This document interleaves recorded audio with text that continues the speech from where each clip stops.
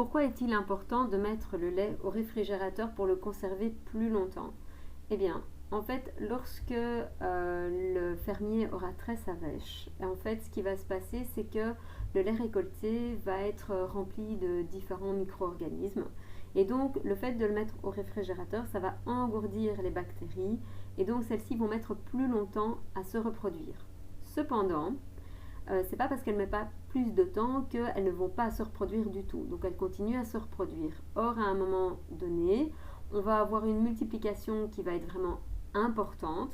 Et donc cette multiplication va entraîner le fait que le lait cru va tourner. Et donc en fait, il sera vraiment imbuvable. Alors, comparer le lait pasteurisé et le lait donc UHT. Donc, le lait pasteurisé, c'est facile, il est chauffé à 72 degrés pendant 20 secondes, puis il va refroidir rapidement. Et donc, on va pouvoir le conserver 7 jours au frigo.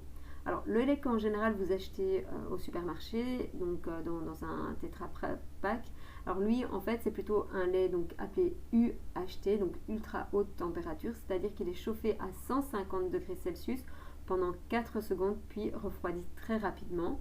Et donc celui-ci, il va se conserver 90 jours dans son emballage à température ambiante. Alors, la fermentation lactique, comme toute autre fermentation, sera toujours anaérobie. Alors le terme anaérobie, que l'on peut voir donc ici, ça veut dire qu'il va s'effectuer sans oxygène. Donc c'est ça que ça veut dire anaérobie. Ici, ce sont donc des bactéries qui vont effectuer cette fermentation. Et en fait, c'est le lactose, donc qui est le sucre bien présent dans le lait, qui va être transformé en acide lactique. Alors cet acide lactique va avoir une action sur la protéine de lait, donc la caséine, et donc c'est ce qui va donc modifier la texture du lait. C'est pour ça que parfois on va voir que certains laitages vont avoir un goût légèrement acide, surtout dans les laitages donc, qui sont fermentés, et en fait c'est dû justement à cette accumulation d'acide lactique produit par les bactéries. Donc, petit récapitulatif. Donc le lactose donc, va être traité donc, par la bactérie.